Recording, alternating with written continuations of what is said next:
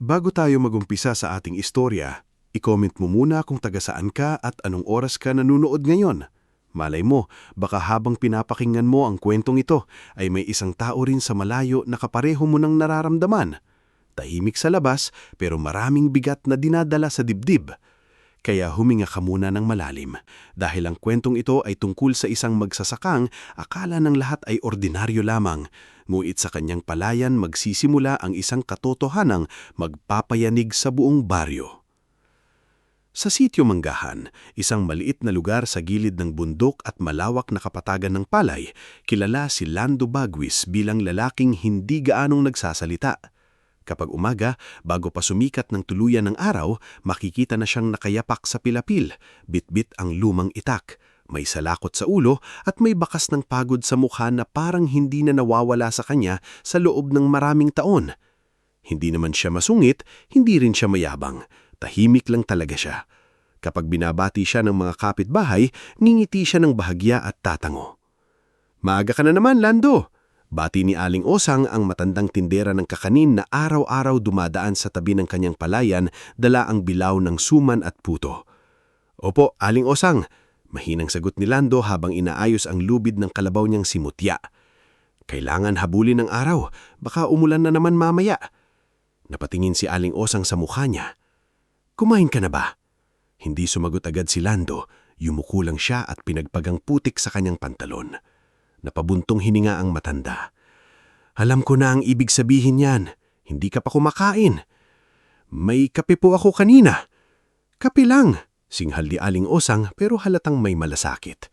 "Lando, hindi lupa ang katawan mo na kahit diligan lang ay mabubuhay." Bahagyang napangiti si Lando. "Mamaya na po ako kakain." Ngumit bago pa siya makatanggi, kumuha na si Aling Osang ng 2 balot ng suman at inilagay sa ibabaw ng bato na malapit sa pilapil. "Bayaran mo na lang kapag may ani ka na," sabi nito. "Aling Osang, ang dami ko na pong utang sa inyo." "Utang?" Tinasan siya ng kilay ng matanda. "Kung utang ang tawag mo sa pag-aalala ng kapitbahay, abay hayaan mong malubog ka sa utang sa akin." Hindi na nakipagtalo si Lando, kilala niya si Aling Osang. Kapag tumanggi siya, baka mas lalo lang itong magalit.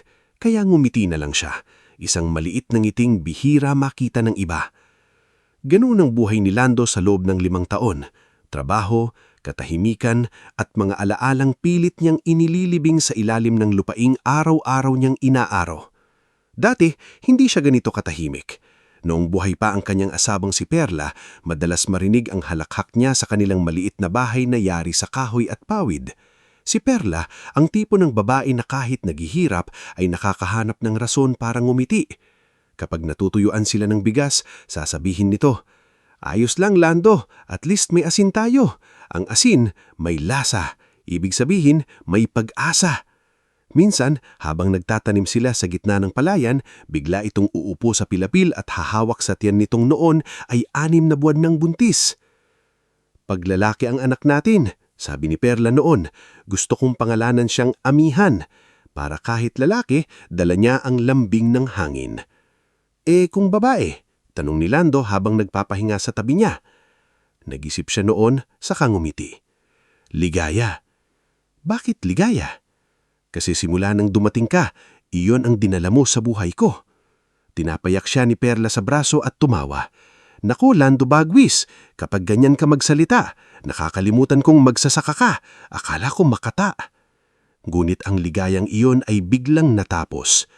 Isang gabi ng malakas na ulan, napaaga ang panganganak ni Perla. Walang sasakyang makadaan sa putikang kalsada, ang health center ay malayo. Ang tanging nagawa ni Lando ay buhatin ng asawa sa likod niyang kariton habang umiiyak itong nakahawak sa kanyang kamay. "Kapit ka, Perla," paulit-ulit niyang sinasabi. "Malapit na tayo, kunti na lang."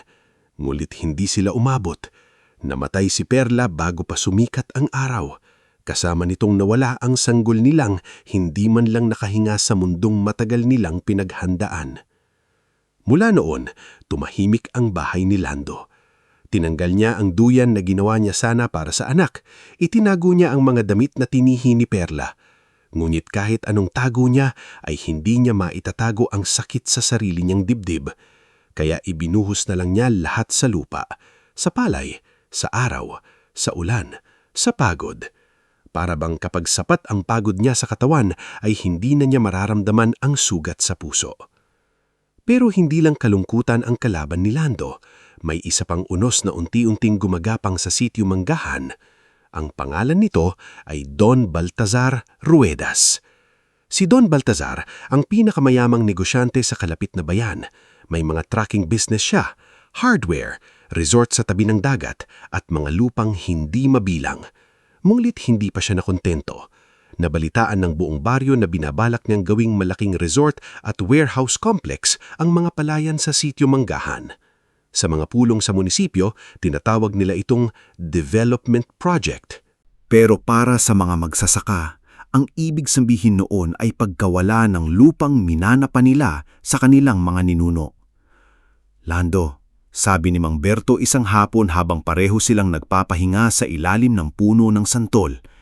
Ingat ka kay Gimo, kanina pa umiikot sa may kalsada, may dala na namang papel.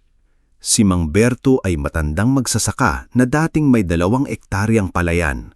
Ngayon, maliit na bahagi na lang ang natira sa kanya matapos siyang mapapirma sa kontratang hindi niya naintindihan. Hindi ako pipirma, matigas na sagot ni Lando. Gumalaw ang panga ni Mang Berto. Ganyan din ang sinabi ko noon. Napatingin si Lando sa kanya. Akala ko noon sapat na ang tapang, pero kapag sunod-sunod ang banta, kapag pati apo mo pinaparinggan, kapag biglang nawawala ang papeles mo sa munisipyo, doon mo malalaman na hindi pala sapat na tama ka lang. Kailangan may kakampi ka. Natahimik si Lando. Wala siyang masagot dahil alam niyang tama ang matanda.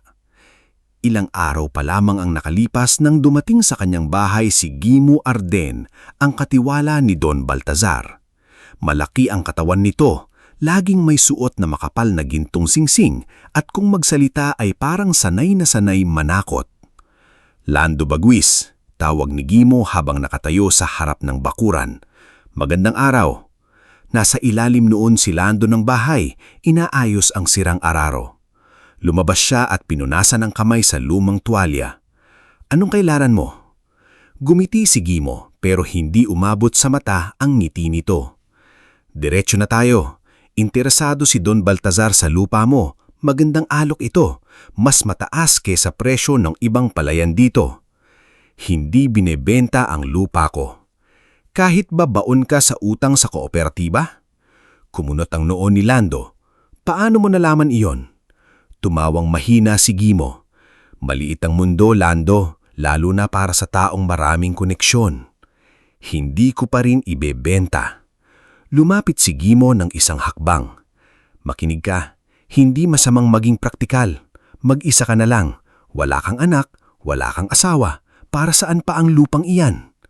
Parang may kutsilyo tumarak sa dibdib ni Lando, ngunit hindi niya ipinakita ang sakit. Umalis ka sa bakuran ko. Malamig niyang sabi. Saglit na natigilan si Gimo. Pagkatapos ay tumantando. Sige, pero wag mong hintaying lupa mismo ang bumitaw sa iyo. Mula noon, ramdam ni Lando ga hindi na ordinaryong alok ang nahiyayari. Banta na iyon. Sa barangay hall, si Kapitan Orlino Pugeda naman ang tila tagapagtanggol ni Don Baltazar. Kapag may magsasakang nagrereklamo, sasabihin lamang nito, mga kababayan, huwag tayong humadlang sa progreso. Baka ito na ang pagkakataong umangat ang sitio Manggahan. Ngulit para kay Maestra Celia, ang guro sa maliit na paaralan ng baryo, hindi iyon progreso. Kapitan, sabi niya sa isang pulong, paano magiging pag-unlad kung ang unang mawawala ay kabuhayan ng mga tao? Gumiti si Kapitan Orlino. Maestra, guro ka, huwag kang makialam sa usaping lupa. Tumayo si Maestra Celia, payat mulit matapang ang tindig. Kapitan, ang mga batang tinuturuan ko ay anak ng mga magsasaka. Kapag nawala ang lupa ng mga magulang nila, mawawala rin ang pag-aaral nila. Kaya usapin ko rin ito. Napangiti si Lando habang nasa likod ng mga tao. Hindi man siyang nagsalita, naramdaman niyang kahit papaano ay may ilan pang hindi takot. Isa pa sa madalas pumupunta sa kanya ay si Dario, 17 taong gulang, Payat, maitim sa araw at laging dalang sirang piyesa ng kung ano-anong makina. Patay na ang ama nito at naglalaban naman ng ina sa bayan, kaya madalas itong tumulong kay Lando kapalit ng pagkain o konting baon. Tay Lando, tawag ni Dario sa kanya minsan habang inaayos nila ang lumang water pump. Kapag yumaman ako, bibilhan kita ng traktora. Unahin mo muna ang sarili mo. Kasama ka doon. Ikaw na kaya halos tatay ko. Natigilan si Lando sa sinabi ng bata. Saglit niyang naalala ang anak na hindi niya nakilala, ngulit agad niyang itinago ang emosyon sa pamamagitan ng pag-abot ng liyabe. Higpitan mo yung tornilyo, sabi ni Dario. Gumiti si Dario. Ayaw mo lang umiyak eh. Gusto mo bang ikaw ang higpitan ko? Natawa ang bata at nagpatuloy sa trabaho. Ganoon ang maliliit na sandaling bumubuhay kay Lando. Ang kakanin ni Aling Osang, ang tapang ni Maestra Celia, ang payo ni Mang Berto, ang kulit ni Dario. Pero sa bawat araw, palapit ng palapit ang anino ni Don Baltazar. Dumating ang panahon ng paghahanda sa tag-ulan. Mabigat ang ulap sa langit at ang hangin ay may dalang amoy ng basang lupa. Noong gabing iyon, hindi agad natulog si Lando. Nabalitaan niyang may nawawalang sako ng palay sa kabilang sitio kaya nagpasa siyang magbantay sa kanyang bukid. Suot niya ang lumang jacket ni Perla na hindi niya kayang itapon. Dala niya ang gaserang ilawan at sa kabilang kamay ay hawak niya ang itak na ginagamit lang niya sana sa pagputol ng damo. Tahimik ang buong paligid. Ang tanging maririnig ay huni ng kuligrig, kaluskos ng dahon at malayong tahol ng aso. Paminsan-minsan kumikidlat sa likod ng bundok, nagbibigay ng sandaling liwanag sa malawak na palayan. Umupo si Lando sa maliit na kubo sa gilid ng bukid. Habang nakatingin sa mga palay na umiindayog sa hangin, hinawakan niya ang maliit na rosaryong na iniwan ni Perla. Kung nandito ka, Bulong niya. Siguro sasabihin mong matulong na ako. Pumikit siya sandali. Ngunit bigla siyang napadilat nang makarinig ng mahidang ingay mula sa dulo ng palayan. Una, akala niya ay ibon lang o daga sa pilapil. Sumunod ang isa pang tunog. Parang ungol. Humigpit ang hawak niya sa itak. "Sinong nandyan?" Tawag niya. Walang sumagot. Tumayo siya at dahan-dahang bumaba mula sa kubo. Itinaas niya ang gasera, ngunit kaunti lang ang naaabot ng liwanag. Malakas ang kabog ng dibdib niya habang tinatahak ang maputik na pilapil. Maya-maya, narinig niya ulit iyon. Isang mahinang boses. "Tulong!" Natigilan si Lando. Hindi iyon hayop. Boses iyon ng tao. Binilisan niya ang hakbang kahit dumudulas ang paa niya sa putik. Habang papalapit siya sa pinanggagalingan ng tunog, nakita niya ang anino ng isang taong nakahandusay sa pagitan ng mga palay. Nang itapat niya ang gasera, nanlaki ang kanyang mga mata. Isang dalaga ang naroon. Basang-basa ng ulan, puno ng putik ang damit, may pasa sa pisngi at nakatali ang mga kamay at paa gamit ang makapal na nylon cord. Halos hindi na ito makagalaw. Nanginginig ang katawan nito sa lamig at takot. "Diyos ko," bulong ni Lando. Lumuhod siya agad sa tabi ng dalaga. "Hiya, naririnig mo ba ako?" Dahan-dahang iminulat ng babae ang mga mata niya. Huwag ninyo akong ibalik sa kanila." "Hindi kita ibabalik kahit kanino," sabi ni Lando, bagamat hindi pa niya alam kung sino ang tinutukoy nito. "Ako si Lando, magsasaka ako rito. Tutulungan kita." Mabilis niyang pinutol ang tali sa mga kamay at paa nito. Napangingi ang dalaga sa sakit. Nang makalaya ito, sumubukan nitong bumangon ngulit bumagsak lang ulit sa putik. "May maleta," hirap nitong sabi. Anong maleta?" Bahagya nitong itinuro ang gilid ng pilapil. Sunundan niya ang direksyon ng daliri nito at doon niya nakita ang isang itim na maleta na halos natatakpan ng damo. Mabigat iyon ng buhatin niya. May kandado, ngulit sira na ang gilid na parang piliting binuksan. Nang iangat niya ang takip, tumambad sa kanya ang mga sobre, papeles, litrato, maliit na recorder at ilang USB drive na nakabalot sa plastic. Noong una, hindi niya naintindihan. Ngunit nang kunin niya ang isang dokumento at itapat sa ilaw ng gasera, nakita niya ang pangalan ng kumpanya ni Don Baltazar Ruedas. May mga pirma, may listahan ng lupa, may mga pangalan ng magsasaka sa sitio Manggahan. Kasama ang pangalan ni Mang Berto. Kasama ang pangalan ni Maestra Celia bilang obstruction. At nang bunutin niya ang isang pulang sobre sa ilalim ng mga dokumento, biglang nanlamig ang buong katawan niya. Nakasulat doon ang pangalan niya. Lando Baguis, susunod na aalisin. Hindi agad siya nakahinga. Parang huminto ang ulan, ang hangin at ang buong mundo. Dahan-dahang binuksan ni Lando ang sobre. Sa loob nito ay may larawan ng kanyang bahay, larawan niya habang nag-aararo at isang papel na maikling utos. Kapag hindi pumirma, tapusin bago anihan. Napaatras si Lando. Ang kamay niyang sanay humawak ng araro ay nanginginig habang hawak ang papel. Hindi siya makapaniwala na ang tahimik niyang buhay, ang palayan na pinagproprotektahan niya at pati ang hininga niya ay matagal na palang nakataya sa larong hindi niya alam. Muling nagsalita ang dalaga, halos pabulong. "Kung nakita ninyo ang pangalan ninyo," sabi nito habang naninginig, "ibig sabihin, nandito na rin sila." Tumingin si Lando. "Sino ka?" Lumunok ang dalaga. Puno ng takot ang mga mata. "Nerissa," sagot niya. "Nerissa Valtor. At kailangan ninyong titago ang maletang yan bago sila matapos ng hanbunang tayo."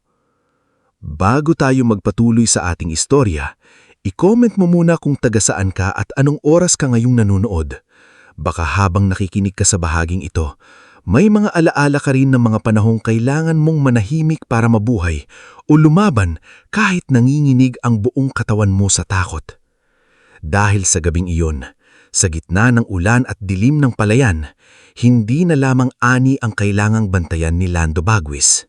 May buhay na siyang hawak. May katotohanang dapat iligtas at may pangalan na nakasulat sa pulang sobre na hindi na niya kayang burahin sa isip niya. Nerissa Valtor, mahinang ulit ni Lando habang hawak pa rin ang papel na may pangalan niya.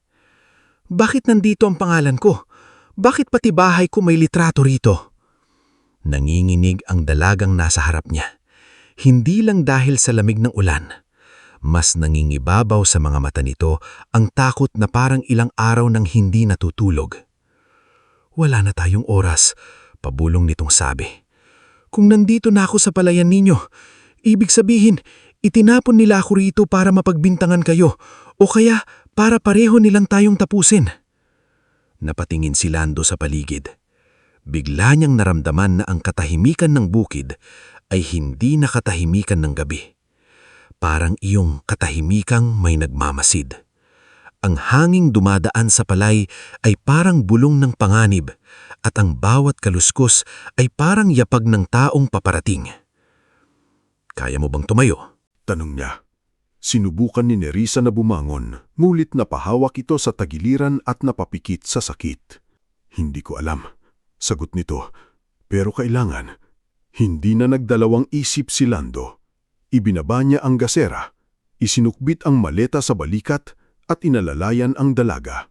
Halos bumigay ang tuhod ni Nerissa sa unang hakbang, kaya napilitan si Lando na buhatin siya ng bahagya habang tinatahak nila ang madulas na pilapil pabalik sa maliit na kubo. "Pasensya na," bulong ni Nerissa. "Nadamay kayo." "Wala ka pang nadadamay," sagot ni Lando kahit alam niyang kasinungalingan niyon. "Ang mahalaga, mailabas kita rito ng buhay." Sa loob ng kubo, pinaupo niya si Nerissa sa lumang kahoy na upuan. Kinuha niya ang kumot na nakasabit sa pako at ipinambalot sa nanginginig nitong balikat. Pagkatapos, ay sinilip niya ang labas, pinatay ang gasera sandali at naghintay kung may ilaw ng sasakyan o yabag ng tao. Wala siyang nakita, ngunit hindi iyon nagbigay sa kanya ng kapanatagan. Kailangan nating puntahan si Aling Osang. Sabi niya, may tiwala ako ron. Umiling si Nerissa, huwag kayong basta magtitiwala. Kung hindi ako magtitiwala kahit kanino, mamamatay ka rito. Natahimik ang dalaga. Ilang minuto pa bago nakapagpasya si Lando. Hindi niya dadalhin si Nerissa sa health center. Masyadong lantad ang daan. Kung totoo ang sinasabi nitong hinahanap siya, maaring may nagbabantay na sa bayan. Kaya kinuha ni Lando ang lumang karikon na ginagamit niya sa pagdadala ng sako ng palay, nilagyan ng tuyong dayami sa loob at doon niya ihiniga si Nerissa. Tinakpan niya ito ng sako, sapat para hindi agad makita, gulit may siwang para makahinga. Kapag may kumausap sa atin, huwag kang kikilos. Paalala niya. Mahina itong tumanggo. Madilim pa ang daan ng hinatak ni Mutya, ang kalabaw ni Lando, ang kariton papunta sa bahay ni Aling Osang. Halos hindi humihinga si Lando sa bawat pagdaan nila sa makipit na kalsada. May ilang aso ang tumahol, may ilaw sa malayong bahay, ngulit sa awa ng Diyos, walang pumigil sa kanila. Pagdating sa likod ng bahay ni Aling Osang, marahan siyang kinatok sa bintana. Aling Osang, pabulong niyang tawag. Ako ito, si Lando. Ilang sandali pa bumukas ang maliit na bintana at sumilip ang matanda. Nakapusod ang buhok at may hawak na lampara. Lando? Diyos ko, anong oras na? May nangyari ba sa palayan? May nakita po ako. Naging seryoso ang mukha ni Aling Osang. Ano? Hindi agad sumagot si Lando. Lumapit siya sa kariton at maingat na tinanggal ang sako. Nang makita ni Aling Osang ang duguan at nanginginig na dalaga, napaatras ito at napahawak sa dibdib. Sus Mariosep, kailangan niya ng tulong, pero hindi natin siya pwedeng dalhin sa health center. Hindi na nagdalawang isip ni Aling Osang. May mga taong kapag panganib ang kaharap ay maraming sinasabi, pero si Aling Osang sanay sa biglaang unos ng buhay. Agad niyang binuksan ang pinto sa likod. Ipasok mo siya, sa kusina mo na, walang bintana roon nakita mula sa kalsada. Sa loob ng bahay, pinahiga nila si Nerissa sa bangkong kahoy na nilagyan ng banig. Kinuha ni Aling Osang ang lumang baul, naglabas ng tuyong damit at ipinaunom ng maligamgam na tubig ang dalaga. Kailangan natin si Tisay, sabi ng matanda. Siya ang marunong tumingin ng sugat. Hindi ba siya magsasalita? Mas tatahimik pa ang bibig nun kaysa sementeryo kapag sinabi kong kailangan niyang manahimik. Makalipas ang kalahating oras, dumating si Tisay Manlangit ang barangay health worker na payat, morena at laging may dalang maliit na bag ng gamot. Hindi ito nagtanong agad. Nang makita ang pasa sa braso ni Nerissa at sugat sa pulso mula sa pagkakatali, humigpit ang panga nito. Sino ang gumawa nito? Tanong ni Tisay habang nililinis ang sugat. Napapikit si Nerissa. Tao ni Don Baltasar. Napatigil ang kamay ni Tisay. Napatingin si Aling Osang kay Lando.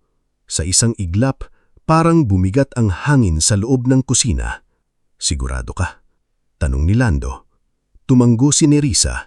Dati akong assistant accountant sa RLD. Ako ang nag-aayos ng resibo, kontrata at report na ipinapasa sa opisina. Sa una, akala ko normal lang ang trabaho, pero may nakita akong hiwalay na ledger.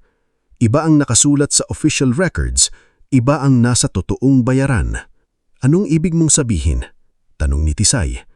Ang mga lupang sinasabing nabili nilang ng legal, karamihan hindi pala binili. Pineke ang pirma, pinalitan ang pahina ng titulo at ginamit ang utang ng mga magsasaka para palabasing kusang isinuko ang lupa. Napalunok si Lando. Kaya pala alam nila ang utang ko. Tumingin si Nerissa kay Lando. Kasama kayo sa susunod na grupo na pipilitin nilang paalisin. Hindi lang lupa ninyo ang kailangan nila. Kailangan nila ang buong gitnang bahagi ng sitio Manggahan. Para sa resort? Tanong ni Aling Osang. Umiling si Nerissa. Hindi lang resort, may mas malaking plano. Pero hindi ko pa kayang sabihin lahat hanggat hindi ko nasisiguro na ligtas ang ebidensya.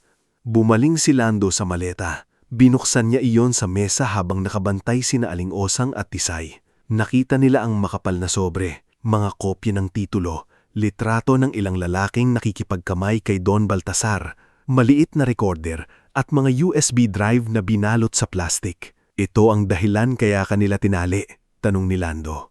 Oo, sagot ni Nerissa. Nahuli nila akong kumukuha ng kopya. Akala nila nakuha nila lahat, pero naitago ko ang maleta. Tumulong sa akin ang isa kong kasamahan sa opisina si Milo pero hindi ko na alam kung buhay pa siya. Napuno ng takot ang mukha ni Nerissa nang banggitin ang pangalan ng kasamahan. Sa unang pagkakataon, nakita ni Lando hindi lang isang testigo sa harap niya. Nakita niya ang isang taong halos gumuho na pero pilit pang kumakapit dahil kapag bumitaw siya, maraming buhay ang masasama sa dilim. Kailangan mong magpahinga, sabi ni Tisay. May lagnat ka. Kapag pinilit mo pang sumalita, baka bumagsak ka. Hindi ako pwedeng matulog, sabi ni Nerissa. Baka dumating sila. Dito ka sa bahay ko, marining sabi ni Aling Osang. Kung may papasok dito nang hindi ko gusto, ipapalo ko sa ulo ang kawali ko. Sa kabila ng takot, bahagyang napangiti si Nerissa. Ngunit agad ding nawala iyon nang may narinig silang motor na huminto sa labas ng kalsada. Nagkatinginan silang lahat. Patayin ang ilaw, bulong ni Lando. Mabilis na hinipan ni Aling Osang ang lampara. Nabalutong ng dilim ang kusina. Lumapit si Lando sa maliit na siwang sa dingding at sumilip. 2 motorsiklo ang nakahinto sa tapat ng tindahan ni Aling Osang. Nakasuot ng kapote ang mga lalaking sakay nito. Isa sa kanila ay bumaba at tinapik ang gate. Aling Osang, tawag ng lalaki. Gising ka pa ba? Kilala ni Lando ang boses. Si Gimo Ardan. Napahawakan si Nerissa sa gilid ng bangko. Nanginginig na naman siya ngunit pinisil ni Tisay ang kamay nito bilang pahiwatig na huwag kikilos. Lumabas si Aling Osang mula sa kusina at nagkunwaring antok na antok. Binuksan niya ang bintana sa harap ngunit hindi ang pinto. Ano ba Gimo? Gabing-gabi na. Kung bibili ka ng suman, bukas ka bumalik. Tumawang ng mahina si Gimo. Hindi suman ang hanap namin Aling Osang. May nakita ba kayong babaeng napadaan dito? Bata pa, maputi. Sugatan siguro. May diferensya sa isip. Tumakas sa amo niya. Diferensya sa isip? Sagot ni Aling Osang na tila inis. Aba, kung may diferensya dito baka yung mga taong gumagalaw ng hating gabi para gambalayin ng matanda. Natahimik saglit si Gimo. Mag-ingat ka sa bibig mo, tanda. Mag-ingat ka rin sa kinakatok mo. Baka hindi lahat ng bahay dito takot sa'yo. Mula sa siwang, nakita ni Lando na tila napikon si Gimo. Ngunit hindi ito pumasok. Marahil ayaw nitong gumawa ng gulo sa bahay ng matandang kilala ng buong baryo. Pagkaraan ng ilang sandali, sumakay ulit ito sa motor. Kapag may nalaman kang kakaiba, sabihin mo agad kay Kapitan Orlino. Para sa kalagtasan ng lahat ito, para sa kalagtasan nino. Pabulong na tanong ni Aling Osang ngulit paalis na ang mga motor. Nang mawala ang tunog ng makina, saka lamang huling huminga ng malalim ang lahat. Hindi na siya pwedeng manatili dito ng matagal, sabi ni Lando. Tama. Sagot ni Aling Osang, masyado akong halata. Alam nilang madalas kang napapadaan dito. Dadalhin ko siya sa bahay ko. Marining sabi ni Lando. Marining umiling si Nerissa. Hindi, sa embilope ang bahay ninyo. Alam nila kung saan kayo nakatira. Kung alam nila, mas mabuti nang nandoon ako para bantayan ka kaysa iwan ka rito sa matandang walang kalaban-laban. Hoy, singit ni Aling Osang. Hindi ako walang kalaban-laban. May ipak din ako sa ilalim ng kama. Pero kahit nagbibiro ito, alam nilang seryoso ang panganib. Kinabukasan, bago pa magliwanag ng tuluyan, pahihim nilang inilipat si Nerissa sa lumang bodega sa likod ng bahay ni Lando. Hindi na iyon ginagamit simula nang masira ang bubong sa bagyo. Tinakpan ni Dario ang butas ng yero at inayos ang lumang kandado para hindi halatang may tao sa loob. Anong nangyayari? Lando, tanong ni Dario nang makita ang sugatang babae. Tinignan siya ni Lando ng seryoso. Dario, ang sasabihin ko sa iyo, hindi mo pwedeng ikalat kahit sa kanino, kahit sa nanay mo muna. Napalunok ang bata. Ganun kalala? Oo. Tinignan ni Dario si Nerissa. Pagkatapos sa maleta, silagi mo ba ito? Hindi sumagot si Lando. Pero sapat na ang katahimikan niya. Mula sa araw na iyon, nagsimulang magbago ang kilos ni Lando. Dati, ang iniisip niya lamang ay paano mababayaran ang utang at paano maililigtas ang sariing palayan. Ngunit habang unti-unting lumalakas si Nerissa, unti-unti ring bumubukas ang mga kwento ng ibang tao. Isang hapon, Pinuntahan niya si Mang Berto. "Mang Berto," sabi niya, habang nakaupo sila sa ilalim ng puno ng santol. "Noong pinapirma kayo sa kontrata, may kopya ba kayong naiwan?" Napait ang ngiti ng matanda.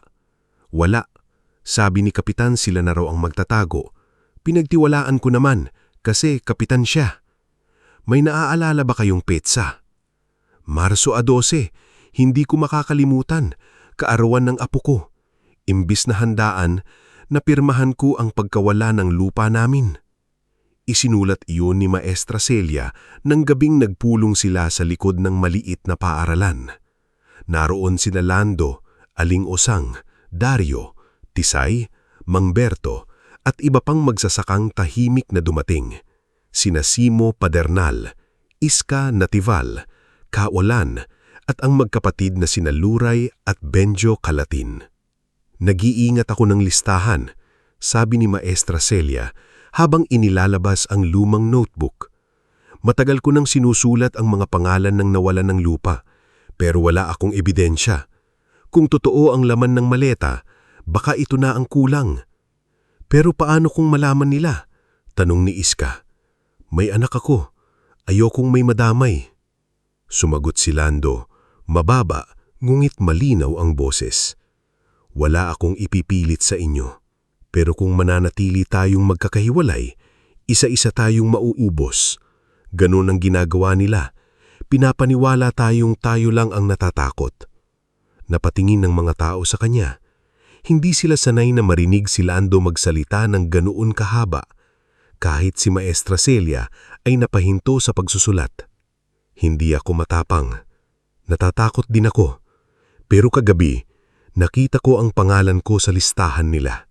At kung may listahan sila ng mga taong aalisin, dapat magkaroon din tayo ng listahan ng mga taong lalaban." Tumahimik ang paligid. Pagkatapos, dahan-dahang nagsalita si Mang Berto. "Isulat mo ang pangalan ko, Maestra. Matanda na ako, pero bago man lang ako mamatay, gusto kong mabawi ang katotohanan." Sumunod si Simo. "Ako rin." "Ako rin," sabi ni Iska. Nanginginig pero buo ang loob. Doon nagsimulang mabuo ang unang binhi ng pag-asa sa sityong Manggahan. Ngulit hindi natutulog ang kalaban. Kinagabihan, habang nagpapahinga si Nerissa sa bodega, dumating si Lando dala ang mainit na lugaw mula kay Aling Osang. Mas maayos na ang kulay ng muka ng dalaga, pero mahina pa rin ito. "Narinig ko ang usapan ninyo kanina. Dapat nagpapahinga ka. Hindi ko kayang magpahinga habang kayo ang humaharap sa panganib na dala ko." Umupo si Lando sa kaharap niyang kahon. "Hindi ikaw ang panganib, Nerissa. Sila." Napatingin ito sa kanya, tila hindi sanay na may taong hindi siya pinipilis. "May isang taong pwedeng tumulong," sabi ni Nerissa matapos ang mahabang katahimikan. "Si Attorney Zafira Montelano. Dating hinawakan niya ang kaso ng ilang magsasaka sa kabilang probinsya. Natalo niya ang kumpanya ni Don Baltazar noon, pero pagkatapos noon, nawala siya sa mata ng publiko. Kilala mo? Hindi personal, pero ang tatay ko, dati siyang may kontak sa kanya. Nasaan siya? Hindi ko sigurado, pero baka alam ni Maestra Celia. May mga legal aid seminar noon sa bayan. Narinig ko ang pangalan niya roon." Kinabukasan, kinausap nila si Maestra Celia. Nang marinig nito ang pangalan ni Attorney Zafira, sandali itong napaisip. "May lumang numero ako, pero matagal ko nang hindi natatawagan. Ang huling balita ko, may maliit siyang opisina malapit sa lumang butika sa bayan. Kailangan nating puntahan yun," sabi ni Lando. "Hindi madali yun," sabi ni Maestra Celia. "Bantay ang terminal, bantay ang munisipyo, at kung totoo ang hinala ko, pati ilang pulis ay hawak ni Don Baltasar." "May ibang daan," biglang sabi ni Dario. "Sa likod ng palaisdaan ni Mang Beato. Makakarating tayo sa lumang kalsada papuntang bayan." Tumingin si Lando kay Nerissa. "Kakayanin mo ba ang biyahe?" Huminga siya ng malalim. Kailangang kayanin. Ngunit bago pa sila tuluyang makapagplano, may narinig silang sigaw sa labas. Sunog! Sunog sa kamalig ni Lando! Tumakbo si Lando labas. Mula sa kanyang bakuran, kitang-kita niya ang apoy na lumalamon sa lumang kamalig kung saan nakaimbak ang ilan sa kanyang gamit sa pagsasaka. Nagsisigawan ng mga kapitbahay. Si Dario ay agad kumuha ng timba. Si Aling Usang ay humihingi ng tulong. Si Tisay ay inilalayo ang mga bata. Sinubukan nilang patayin ang apoy, mulit mabilis itong kumalat dahil sa tuyong dayami sa loob. Ilang minuto lamang, bumagsak ang kalahati ng bubong. Napaluhod si Lando sa putikan habang pinapanood ang natitirang alaala ng kanyang dating buhay na tinutupok ng apoy. Lumapit si Mang Berto, hingal na hingal. Lando, may nakita akong dalawang lalaking tumakbo papuntang kalsada. Isa sa kanila, parang tao ni Gimo. Hindi nagsalita si Lando. Nang namatay ang apoy, abo na lang ang natira. Kinuha niya ang isang dakot ng maitim na lupa at sinunog na dayami. Pumitit siya. Sa isip niya, nakita niya si Perla. Ang kanilang dating pangarap. Ang duyang hindi nagamit. Ang bahay na unti-unting kinakain ng lungkot. Lumapit si Nerissa kahit pinipigilan siya ni Tisay. Nakabalot pa rin sa kumot ang balikat niya. Kasalanan ko ito, mahina ning sabi. Dahan-dahang tumayo si Lando. Humarap siya sa kanya. Sa likod nila, nakatingin ang mga kapitbahay. Takot, galit, at naghihintay kung ano ang gagawin ng lalaking minsan nang pinili ang katahimikan. Hindi, sabi ni Lando. Matagal na nila itong ginagawa. Ikaw lang ang nagdala ng liwanag para makita namin. Tumingin siya sa abo sa palad niya. Sa kanya ito pinisil. Pupuntahan natin si Atty. Zafira. Sabi niya, hindi bukas, hindi sa susunod na linggo, sa madaling araw. Napaluha si Nerissa, ngulit hindi dahil sa takot lamang. Sa unang pagkakataon mula nang tumakas siya sa kamay ng mga tauhan ni Don Baltazar, may narinig siyang boses na hindi nangakong ililigtas siya ng mag-isa, kundi lalaban kasama siya. At sa gabing yon, habang ang usok ng sinunog na kamalig ay umaakyat sa madilim na langit, ang tahimik na magsasaka ng sitio Manggahan ay tuluyan ng nagbago. Hindi na lamang niyang babantayan ng kanyang palayan. Babantayan niya na ang katotohanan. Bago tayo magpatuloy sa ating istorya, i-comment mo muna kung taga saan ka at anong oras ka nanunood ngayon. Minsan, sa tahimik na pakikinig ng isang kwento, may bahagi ng puso natin na biglang natatamaan, lalo na kapag ang bida ay katulad din natin, isang taong matagal na nahimik pero dumatong sa puntong kailangan ng tumayo hindi lang para sa sarili kundi para sa lahat ng inaapi. Hindi pa tuluyang nawawala ang amoy ng sinunog na dayami sa bakuran ni Lando Bagwis nang magsimula ang madaling araw na yon. Ang lumang kamalig na minsang pinaglalagyan niya ng kagamitan sa pagsasaka ay naging itim na balangkas na lamang, parang katawan ng bahay na naubusan ng hininga. Sa gitna ng malamig na hangin, nandoon si Lando. Nakatayo sa abo ng hawak ang lumang supot kung saan maingat niyang isinilid ang ilang dokumento mula sa maleta ni Nerissa. Hindi niya dinala lahat. Sabi ni Nerissa, delikado yun. Kung mahuhuli sila at makuha ang buong maleta, mawawala ang taning laban ng sitio Manggahan. Kaya hinati nila ang laman nito. Ang ilang kopya ay itinago ni Maestra Celia sa ilalim ng lumang aparador sa paaralan. Ang ibang USB drive ay inilagay ni Dario sa loob ng sirang radyo. Ang orihinal na mga papeles naman ay naiwan sa lihim na hukay sa ilalim ng sahig ng bodega ni Lando, nakabalot sa plastik at lata para hindi mabasa. Nakakasiguro ka bang kailangan kitang isama? Tanong ni Lando kay Nerissa, habang inaayos nito ang lumang shawl sa balikat. Maputla pa rin si Nerissa, may pasa pa rin sa pingi at halatang hindi pa bumabalik ang lakas ng katawan. Pero ang mga mata niya ay mas malinaw kaysa noong una siyang makita ni Lando sa palayan. Kailangan ninyong marinig ni Atty. Zafira ang kwento mula sa akin. Kung papeles lang ang dala ninyo, madaling sabihin ni Don Baltazar na gawa-gawa iyon. Pero kung may testigo, may pinanggalingan ang bawat pirma, bawat ledger, bawat perang dumaan sa peking transaksyon. Pero mahina ka pa. Mas mahina ako kapag nagtatago lang ako. Hindi na nakipagtalo si Lando. Alam niyang may mga taong kahit sugatan ay hindi na mapipigilan dahil mas malaki ang sugat na dala nila sa loob. Sa likod ng bahay, naghihintay si Dario sa tabi ng lumang kulig-kulig na ilang gabi niyang inayos. Hindi na kasing tibay gaya ng dati, pero sapat para makadaan sa maputlik na likurang daan. Nakasuot ang binata ng lumang sombrero at may bitbit na sakong gulay para mukhang magdadala lamang sila ng paninda sa palengke. "Taylando," bulong ni Dario. "Nilagyan ko ng takip ang makina para hindi agad makilala. Pero kapag huminto ito sa gitna ng daan, huwag niyo na akong sisihin. Mas matanda pa yata sa akin ang kulig-kulig na ito." "Mas matanda pa sa akin yan," sabi ni Lando. "Mas lalo akong kinakabahan." Sa kabila ng bigat ng sitwasyon, bahagyang natawa si Maestra Celia na dumating dala ang maliit na bag. Nakaabal ang balabal at nakasuot ng salamin na dati niyang ginagamit kapag nagbabasa ng lesson plan. "Dario, kung tumirik yan, ikaw ang unang magtutulak." "Dario, Maestra, akala ko ba laban ito para sa katarungan? Bakit parang ako ang unang mabibiktima?" "Huwag kang maingay," saway ni Lando, ngulit may bahid ng liti ang boses niya. Sandali lamang ang gaan na yon. Nang narinig nila sa malayo ang tunog ng motor, sabay-sabay silang natahimik. Napahawakan si Nerissa sa gilid ng kulig-kulig. Si Dario naman ay agad pinatay ang maliit na ilaw. Dadaan sila sa main road. Bulong ni Lando. Hindi nila alam ang likod ng palaisdaan. "Sigurado ka?" tanong ni Nerissa. "Hindi," sagot ni Lando.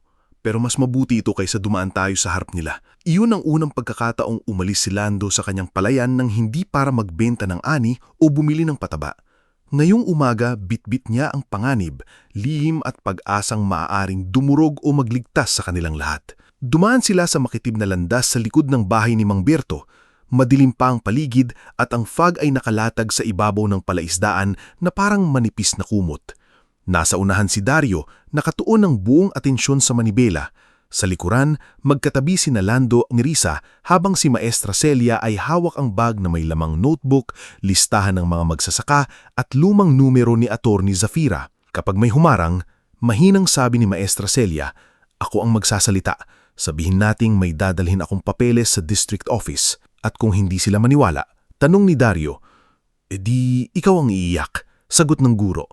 Napatingin si Dario, "Bakit ako?" "Dahil ikaw ang pinakamukhang inosente." "Maestra, masakit po iyon." Ngunit habang tumatagal ang biyahe, unti-unti nang nawala ang biro. Narating nila ang bahaging malapit sa lumang kalsada kung saan may maliit na tulay na kahoy. Doon sila halos mapapahinto nang makita nila ang dalawang lalaki sa gilid ng daan, parehong naka-jacket, parehong tila naghihintay. Mabilis na yumuko si Nerissa. Tinakpan ni Maestra Celia ang mukha niya gamit ang shawl. "Huwag kayong kikilos," bulong ni Lando. Lumapit ang isa sa mga lalaki. Hindi si Gimo, ngunit kilala ni Lando ang mukha nito. Isa iyon sa mga nakikita niyang kasama sa munisipyo kapag may meeting si Don Baltazar. "Saan kayo pupunta?" "Palengke," sagot ni Dario, pilit pinatatatag ang boses. "May gulay kami." Sinilip nito ang sako sa likod. "Bakit may sakay kayong babae?" Si Maestra Celia ang sumagot. "Ako ang guro sa sitio Manggahay. May asikasuhin ako sa bayan. May sakit ang pamangkin ko kaya sasabay ko na sa klinik." Tinitigan ng lalaki si Nerissa na nakayuko at kunwaring nanghihina. "Anong sakit?" Maestra Celia did not flinch. "Lagnat. Pero kung gusto mo, ikaw ang humawak ng noo niya. Kapag nahawa ka, huwag mo akong sisisihin." Napaatras ng bahagya ang lalaki. Sige, dumaan na kayo." Hindi huminga ng malalim si Lando hanggat hindi sila nakakalayo ng ilang daang metro. Nang tuluyang makalampas sila, saka lamang napahawak si Dario sa dibdib. "Maestra, ang galing ninyong magsinungaling." "Hindi yun kasinungalingan. May lagnat talaga siya. Pero pamangkin, sa panahon ngayon, lahat ng kailangan mong iligtas, kamag-anak mo." Tumahimik si Nerissa sa likuran, ngulit may bahagyang ningning sa kanyang mga mata. Hindi niya palubos na kilala ang mga taong ito, ngulit unti-unti niyang nararamdaman na hindi siya nag-iisa. Habang papalapit sila sa bayan, nagsimulang magpuwento si Nerissa, hindi dahil nais niyang balikan ang sakit, kundi dahil alam niyang kailangan ni Lando maunawaan kung gaano kalalim ang kanilang nilalaban. "Ang tatay ko," panimula ni Nerissa, "si Brando Valtor. Katiwala siya noon ni Don Baltazar. Hindi siya mayaman pero pinagkakatiwalaan sa mga dokumento. Siya ang nadalas magdala ng papeles sa Registry of Deeds, sa munisipyo, sa bangko. Noong bata ako, akala ko mabait si Don Baltazar dahil pinapaaral niya ako." Tumingin si Lando sa kanya. Anong nangyari? Nalaman ni tatay na may pinapapirma silang magsasaka sa dokumentong iba ang laman kaysa sa ipinaliwanag sa kanila. Akala ng magsasaka, extension ng utang o ayuda, pero ang totoong papel, deed of sale. May mga pirma ring pineke, may mga titulo ring pinalitan ng pahina. Sinubukan niyang magsumbong. Tumanggo si Nerissa. Oo, pero bago siya makarating sa abogado, namatay siya sa aksidente. Sabi nila, nahulog ang motorsiklo niya sa bangin dahil lasing siya. Lasing ba siya? Hindi umiinom ang tatay ko, sagot ni Nerissa, at doon nabasag ang boses niya. Kahit patak, kaya nung sinabing lasing siya, alam kong kasinungalingan. Pero bata pa ako noon, wala akong pera, wala akong kampi. Tinanggap ako ni Don Baltazar sa kumpanya pagkalipas ng ilang taon. Akala niya siguro utang na loob ang mararamdaman ko. Hindi niya alam araw-araw akong naghahanap ng bakas ng katotohanan. Natahimik ang lahat. Kahit si Dario ay hindi na nakapagbiro. Sa isip ni Lando, naalala niya si Perla. Ibang klase ang pagkawala pero pareho ang bakas. Isang mahal sa buhay na kinuha ng pangyayaring hindi mo kayang balikan. Naintindihan niya ngayon kung bakit kahit sugatan si Nerissa ay gusto pa rin niya itong sumama. Hindi lamang ito laban for the papers, laban din ito para sa ama niya itong pinatahimik. Pagdating nila sa bayan, hindi sila dumaan sa pangunahing kalsada. Pinaikot ni Dario ang kulig-kulig sa likod ng lumang palengke kung saan mabaho ang kanal at maraming nakaparadang kariton. Doon nila iniwan ang sasakyan sa tabi ng tindahan ng pyesa na pag-aari ng kakilala ni Dario. Pare, Tawag ni Dario sa lalaking nag-aayos ng gulong. Pabantay muna nito. Ang lalaki, si Junrex, ay tumingin sa kanila ng may pagtataka. Anong dala ninyo? Bakit barang mga takas kayo? Gulay, mabilis na sagot ni Dario. Sinilip ni Junrex ang likod at nakita ang halos walang laman na sako.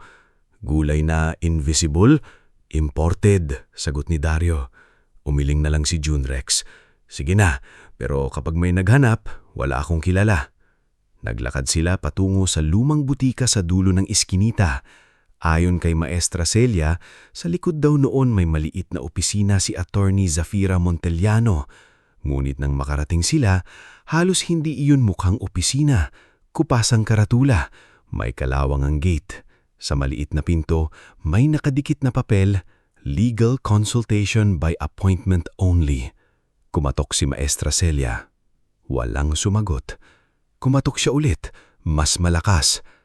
Makalipas ang ilang sandali, bumukas ang pinto at lumitaw ang isang lalaking payat, kulot ang buhok at may hawak na folder. Si Kiko Salandanan, assistant ni Attorney Zafira. Wala pong consultation ngayon. Balik na lang kayo next week, sabi nito agad. Kailangan namin si Attorney Zafira. Marami pong may kailangan kay Attorney. Magsasalita sana si Lando nang biglang humakbang si Nerissa. Kahit nang hihina, kinuha niya mula sa bagang isang kopya ng dokumento at iniabot kay Kiko. Sabihin mo sa kanya na anak ako ni Brando Valtor. Nagbago ang mukha ni Kiko. Mula sa pagkainip, napalitan iyon ng pagkabahala. Tinignan niya ang papel, pagkatapos ay ang mukha ni Nerissa. Sandali, mabilis niyang isara ang pinto. Ilang minuto silang naghihintay sa labas.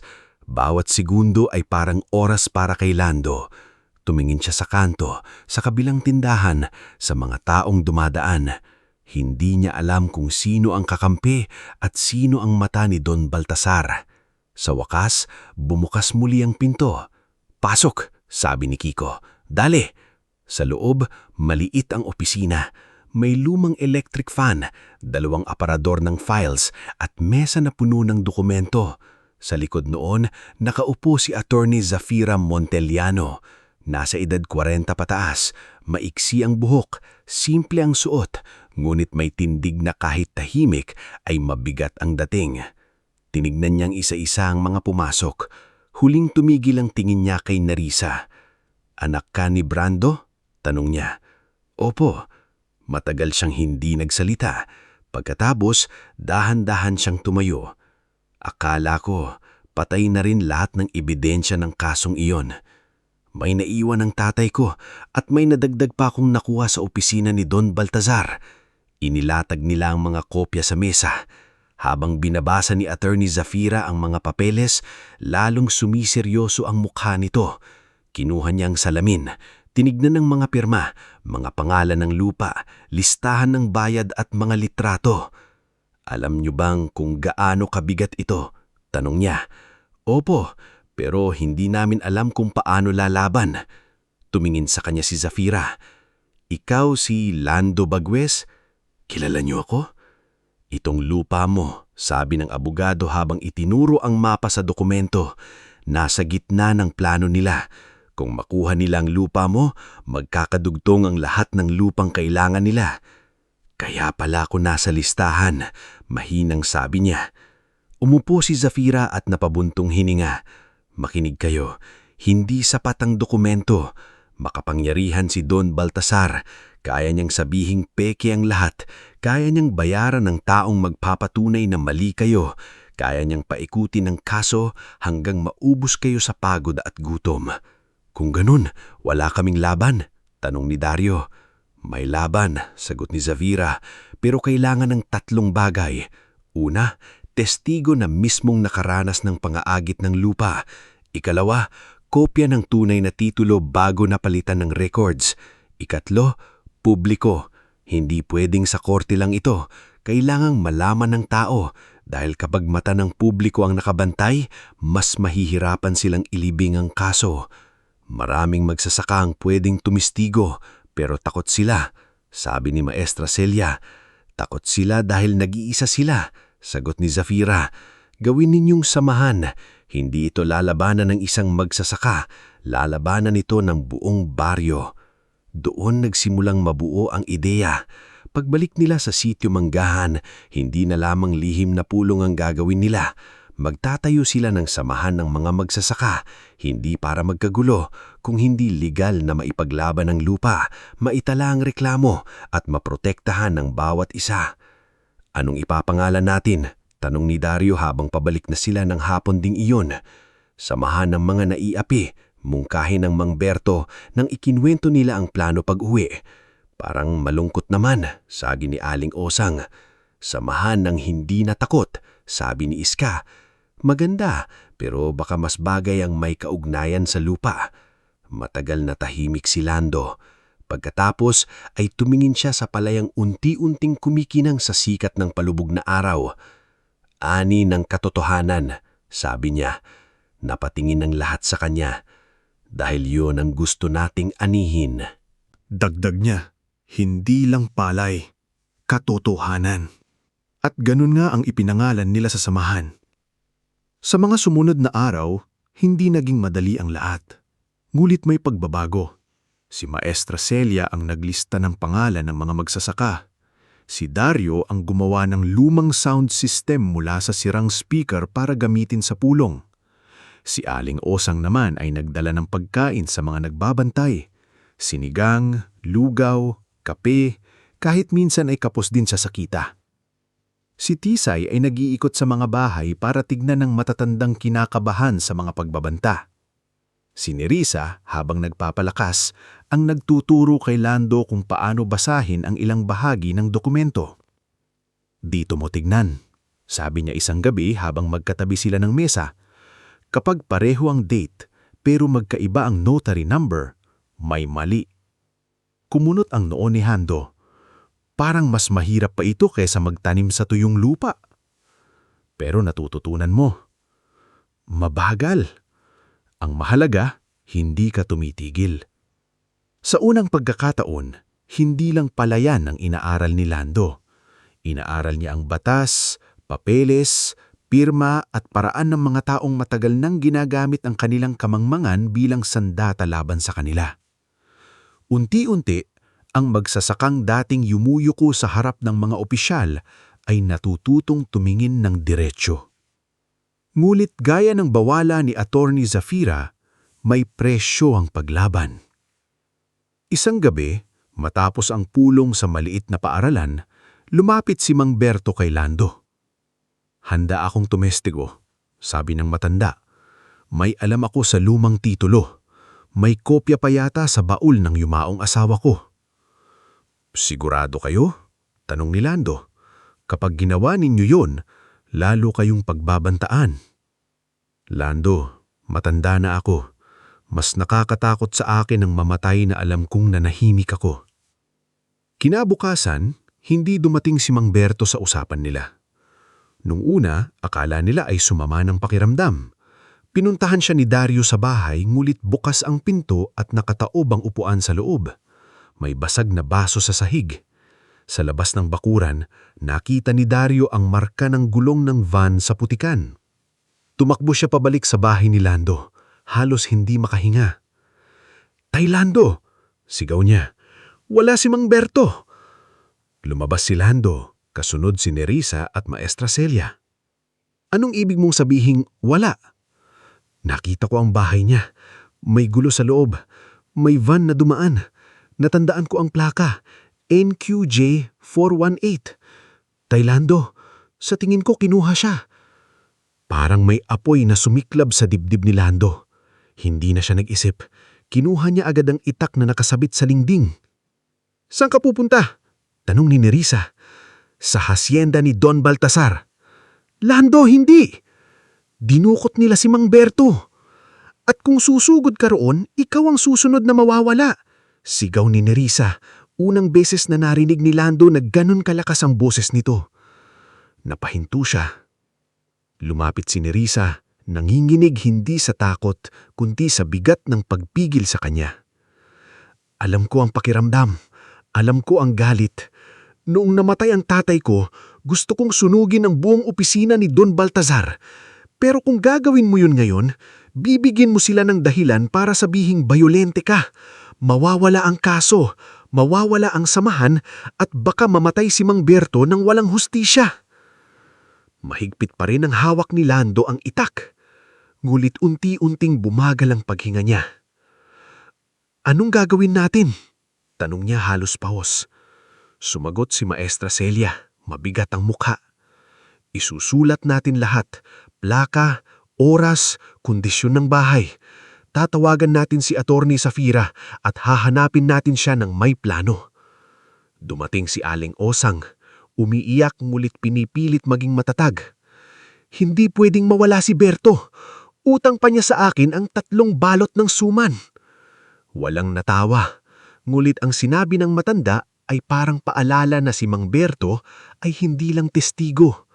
Tao siya, kapitbahay, kaibigan, bahagi ng buhay nila. Ibinaba ni Lando ang itak. Tumayo siya sa gitna ng mga taong nagsisimulang matakot muli. Nakita niya ang mukha ni Dario, bata pa ngunit puno ng kaba.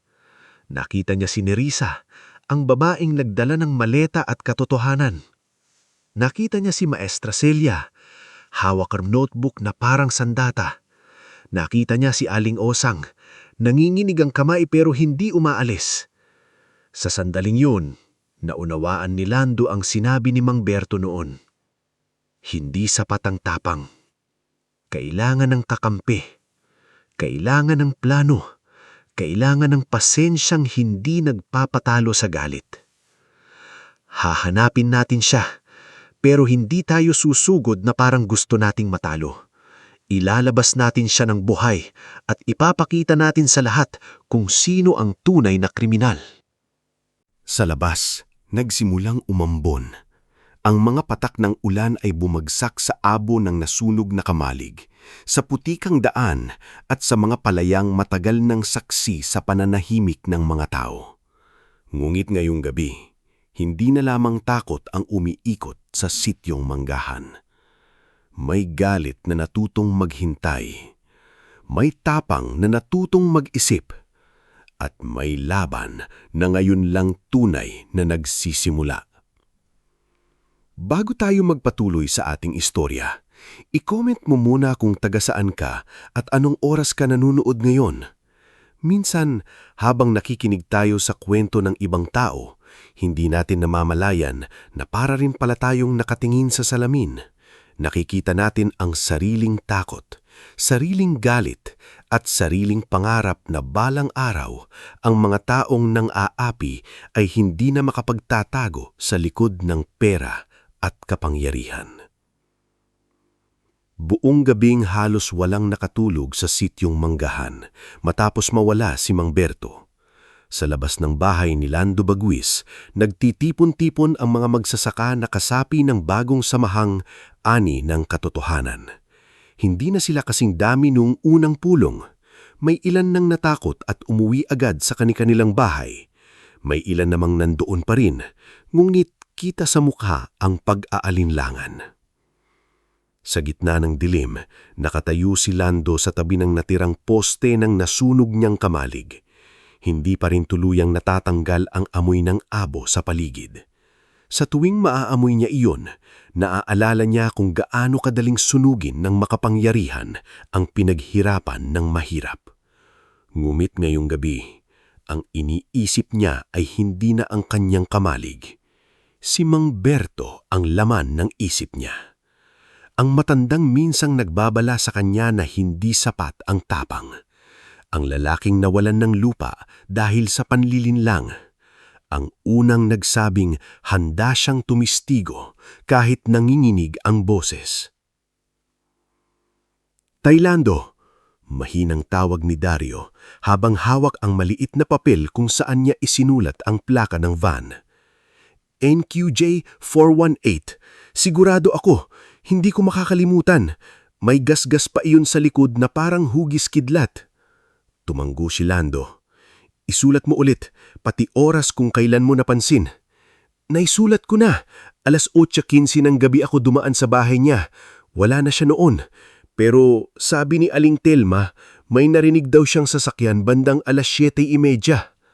Nasa tabi nila si Maestra Celia, hawak ang notebook na tila mas mahalaga pa sa anumanong armas.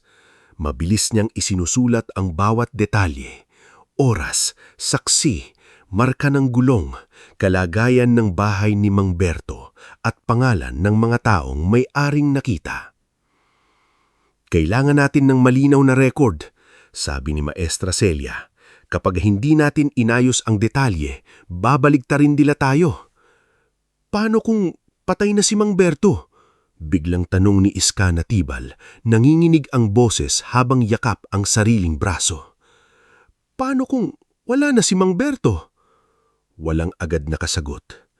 Napayuko si Aling Osang na nakaupo sa bangko sa gilid ng bakuran. Hawak niya ang lumang dasal na panyo. Kanina pa siyang tahimik, ngulit pulang-pula ang mga mata sa pagpigil ng luha. Hindi patay si Berto, sabi niya. Mababa pero matigas ang boses. Matigas ang ulo ng matandang iyon. Hindi yun basta bibigay. At kung may kumuha sa kanya, sigurado akong nagmumuray yun hanggang ngayon. Saglit na napangiti si Dario kahit kinakabahan. Oo nga po, baka sila pa ang nagsisisi kung bakit nila kinuha. Ngulit nawala na agad ang ngiti. Alam nilang hindi biro ang sitwasyon. Sa loob ng bahay, nakikipag-usap si Nerissa kay Attorney Zafira Montellano sa telepono. Mahina pa rin ang kabawan ni Nerissa, ngunit mas matatag na ang boses niya ngayon. Nakaupo siya sa tabi ng mesa, nakabukas ang isang maliit na recorder, habang si Tisay Manlangit naman ay nakabantay sa sugat niya. Opo, Attorney, sabi ni Nerissa. May plaka po, may saksi, hindi pa po tayo susugod. Hinirudmog ni Lando ang huling pangungusap na iyon nang pumasok siya. Tumingin sa kanya si Nerissa. Alam nitong iyon mismo ang kailangan niyang marinig. Ibinaba ni Nerissa ang telepono matapos ang ilang minuto. Papunta rito si Attorney Zafira bukas ng umaga kasama si Kiko. Sabi niya, huwag tayong gagawa ng hakbang na walang ebidensya. Bukas pa? Tanong ni Dario na sumunod sa loob. Paano kung dalhin na nila si Mang Berto sa malayo ngayong gabi? Hindi tayo maghihintay ng walang ginagawa, pero hindi rin tayo susugod ng bulag. Lumapit si Lando sa mesa. May kilala ba kayong pwedeng tumulong na hindi hawak ni Don Baltasar? Sandaling nag-isip si Maestra Celia, nakakapasok lang din. May isang pangalang akong narinig dati, si Vanya Quirino, independent journalist. Siya ang gumawa ng report tungkol sa sapilitang demolisyon sa San Isidro noong 1 taon. Hindi siya madaling takutin. Kilala niyo ninyo? Tanong ni Tisay. Hindi personal, pero may email at contact number ako sa lumang flyer ng seminar. Journalist ba? Napakunot ng noo ni Lando. Hindi ba lalo tayong mapapahamak kapag nalaman ng publiko? Lando, sabi ni Nerissa, iyon ang sinabi ni Attorney Zafira. Kailangan natin ang publiko. Kapag tayo-tayo lang ang nakakaalam, madali tayong patahimikin. Pero kapag may nakakakita, kapag may record, kapag may ibang mata na nakabantay, hindi na nila basta mabubura ang nangyari. Hindi agad sumagot si Lando. Sanay siya sa buhay na ang problema ay nilulutas sa tahimik na paraan. Kapag sira ang pilapil, tinatambakan ng lupa. Kapag kulang ang ani, nagtitipid. Kapag may insulto, nilulunok. Ngunit ngayon, ang katahimikan ang mismong ginagamit laban sa kanila. Sige, sabi niya sa huli. Tawagan natin siya. Si Maestra Celia ang tumawag kay Vanya Quirino. Sa unang tawag, walang sumagot. Sa pangalawa, nagring lamang. Sa pangatlo, isang inaantok ngulit malinaw na boses ng babae ang sumagot. Sino ito? Ako si Celia Magtibay, guro sa sitio Manggahan. Pasensya na sa oras pero may dinukot na magsasaka sa amin. May kinalaman ito sa land grabbing ng Ruedas Land Development. Saglit na katahimikan ang sumunod sa kabilang linya. Ruedas? Ulit ni Vanya. May ebidensya kayo o hinala lang?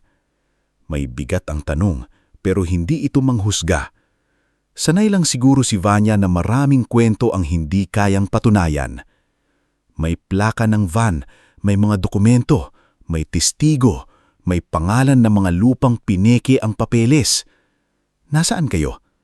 Sitio Manggahan. Huwag ninyong ilalabas ang pangalan ng testigo sa text. Huwag ninyong ipadala ang dokumento sa kung sino-sino. Pupunta ako bago magtanghali. Pero kailangan kong malaman, handa ba kayong humarap kapag lumabas ito? Tumingin si Maestra Celia kay Lando. Tumingin naman si Lando kina Nerissa, Aling Osang, Dario at sa mga taong nag-aabang sa labas. Huminga siya ng malalim. Sabihin mo, wika niya, handa kami. Kinabukasan, dumating si Attorney Zafira kasama si Kiko sakay sa lumlumang puting sasakyan. Hindi sila dumaan sa barangay hall. Diretso silang nagtungo sa bahay ni Lando. Ilang minuto pa lang ay dumating din si Vanya Quirino. Nakamaong, simpleng polo, may dalang camera bag at maliit na audio recorder. Kasama niya ang cameraman niyang si Elmo Ragat, tahimik na lalaki na laging nakamasid sa paligid. Hindi ako nandito para gawing drama ang paghihirap ninyo. Nandito ako para siguraduhin kapag may sinabi kayo, may ebidensya. Kapag may ipapakita kayo, mapapatunayan. At kapag may pangalan kayong babanggitin, handa kayong panindigan. Tama lang iyon, sagot ni Lando. Pagod na kami sa mga kwentong hindi pinaniniwalaan. Sinuri ni Attorney Zafira ang bahay ni Mang Berto. Nakita niya ang basag na baso, nakataob na upuan at bakas ng sapatos sa sahig na hindi pag-aari ng matanda. Si Kiko naman ay kumuha ng litrato ng marka ng gulong sa putikan. Pinuntahan din nila si Aling Telma, na kapitbahay na narinig ng sasakyan. Takot ako, attorney, sabi ni Aling Telma habang nakapulupot ang kamay sa dulo ng duster niya. May mga anak ako. Nauunawaan ko. Malumanay na sagot ni Zafira. Hindi namin ilalagay ang pangalan ninyo kung ayaw ninyo, pero kahit oras lang na narinig ninyo ang sasakyan, malaking tulong iyon. Napaliha ang babae. 7:30, narinig ko si Mang Berto na sumigaw, "Pitawan ninyo ako!" Pero hindi ako lumabas. Natakot ako. Hindi siya sinisi ni Lando. Kung siya rin siguro ang nasa loob ng bahay at may mga armadong lalaki sa labas, hindi niya alam kung kaya niyang lumabas. Hindi kasalanan ng matakot, sabi ni Lando kay Aling Telma. Ang mahalaga, nagsasalita ka ngayon.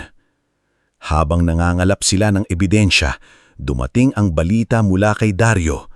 Kanina pa itong nag-iikot sa palengke at terminal, nagtatanong sa mga kakilala niyang mekaniko. Pagbalik niya, hingal na hingal siya. "Taylando," Sabi niya, may nakakita sa van. Dinala raw sa lumang asokarera sa may dulo ng bayan. Yung bodega doon, pag-aari ng pinsan ni Don Baltazar, si Mariano Ruedas. Nagkatiginan sina Lando at Attorney Zafira. Sigurado ka? Tanong ni Vanya. Si Junrex ang sinabi. May customer siyang driver na nagpakarga ng diesel kaninang madaling araw. Narinig niyang may matandang lalaki raw na maingay sa likod ng van. Kumilos agad si Zafira. Hindi tayo basta pupunta roon. Tatawag ako ng pulis na hindi hawak ni Orlino. Meron ba noon? Mapait na tanong ni Aling Osang. Meron, sagot ni Zafira. Si Lieutenant Arvin Solmoro. Nakatrabaho ako dati sa kaso ng illegal quarrying. Hindi perpekto ang sistema pero may ilan pa ring matitino sa loob. Tumawag si Zafira kay Lieutenant Arvin. Ipinaliwanag niya ang sitwasyon, ang posibleng kidnapping, ang plaka at ang ebidensya. Hindi siya nangakong agad na aaksyon, ngulit sinabi niyang pupunta siya sa lugar kasama ang maliit na team. Pero bago nila dumating, sabi ni Vanya, kailangan makita natin kung nandoon nga ba si Mang Berto. Hindi pwedeng pumasok pero pwedeng mag-obserba mula sa labas. Sumama sina Lando, Dario, Kiko, Vanya at Elmo sa pagpunta sa lugar. Si Nerissa ay naiwan sa bahay ni Lando kasama sina Tisay, Aling Osang at Maestra Celia. Ayaw sana ni Nerissa, ngunit pinigilan siya ni Lando. Hindi dahil mahina ka, sabi niya, kundi dahil ikaw ang hawak nating buhay na testigo. Kapag nawala ka, maraming katotohanan ang mawawala. Tumanggo si Nerissa kahit halatang mabigat sa loob niya.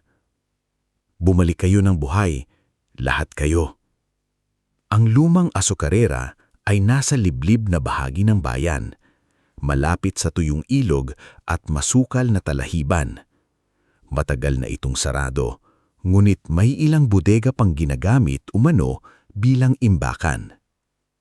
Mula sa malayo, nakita nila ang kinakalawang na gate at ang van na may gasgas sa likod. NQJ 418. Nang makita iyon ni Dario, napahigpit ang hawak niya sa braso ni Lando. Iyan yun!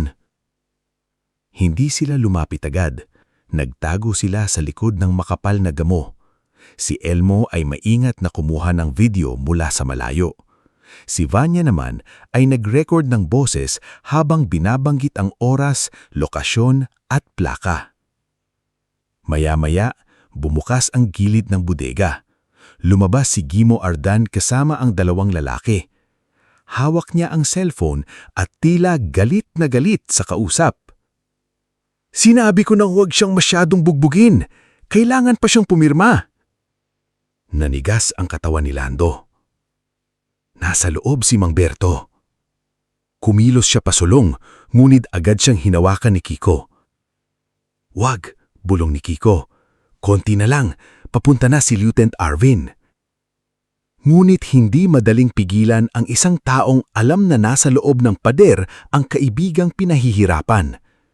Naninginig ang panga ni Lando.